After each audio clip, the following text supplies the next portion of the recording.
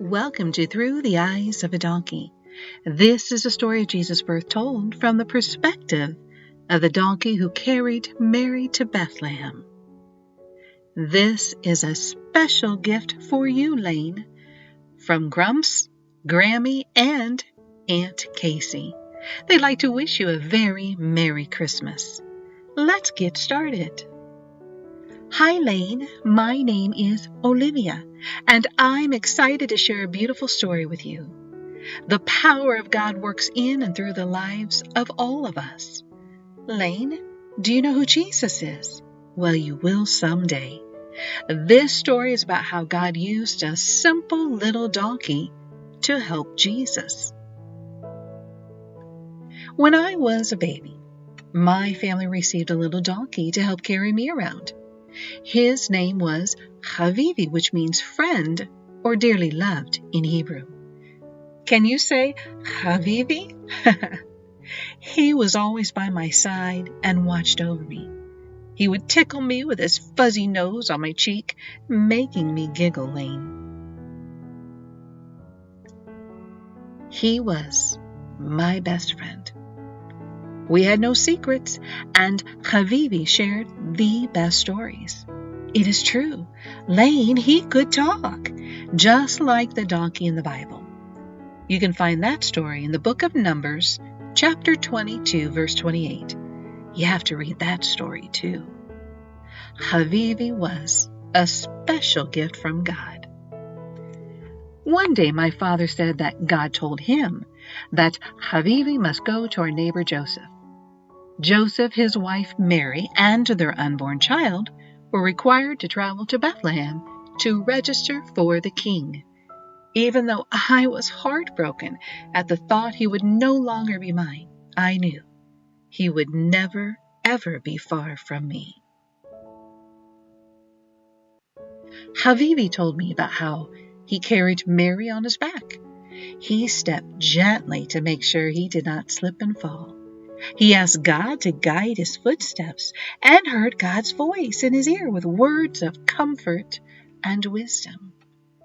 With each mile, Havivi grew stronger. His confidence soared because he knew God chose him. Now, arriving in Bethlehem, they tried to find their way through the enormous crowd. Havivi was alert and tried not to stumble on the cobblestone streets. Again, he felt God's presence of peace as they moved along their divine path. The day turned to night quickly, and Joseph knew that he had to find a place to rest. Mary would brush Havivi's fur with a mother's touch.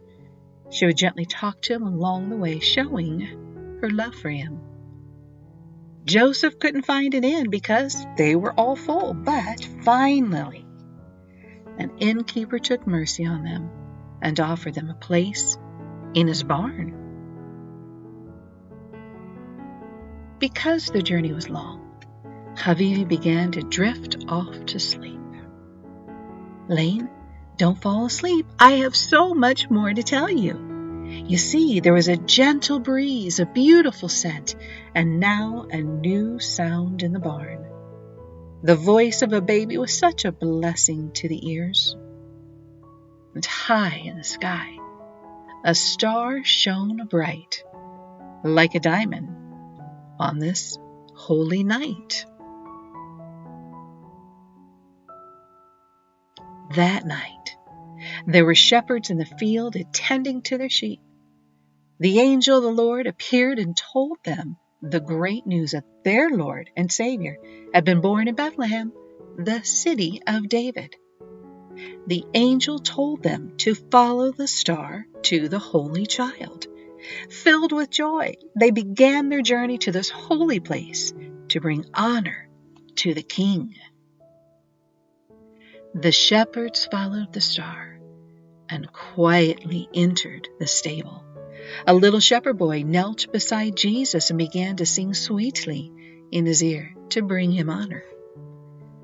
Havivi felt it his duty to watch over this baby while others entered that night. And so Layne, with his nose, he squeezed in to be by this precious child. Now King Herod heard about this precious child.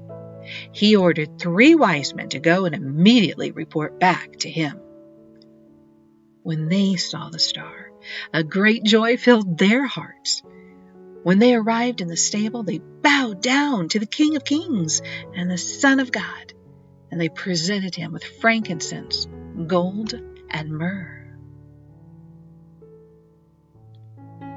Layne, this Son of God, slept by candlelight. His glow warmed the cool night air. As the shepherd boy continued to sing, a small child known as a drummer boy began to keep time. The heavenly music soothed their souls. Havivi watched as Mary wrapped Jesus in his blanket. He marveled at how her touch was so gentle. Mary began to settle in, but turned and looked at her sweet donkey. Walking to Havivi, she threw her arms around his neck. You know what she said, Layne? She said, "Thank you. You have served God well. I love you." Mary then led Havivi to Jesus and asked him to watch over him in the night. Snuggling up to this sweet boy, Havivi watched every breath he took.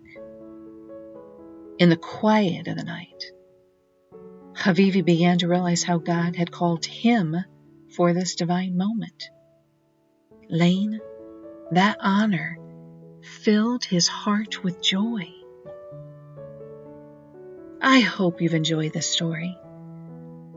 Havivi has taught us many things, and his words will forever ring in my ears. As I snuggled up against his neck, Havivi said, to make Jesus my best friend and ask him into my heart. Remember, Jesus is always near, so never be afraid, and always look for God's hope in my life. Layne, this message is for you, my friend. May you be blessed to know that you are loved. Your friends, Olivia and Havivi. Well, Layne, this story has come to an end. But there's more fun in the back of the book. Together with your family, you can find hope and enjoy some other activities. I want to thank you so much for being a part of the Hope Journey. Thank you for listening to Through the Eyes of a Donkey. Merry Christmas, Layne, and God bless you.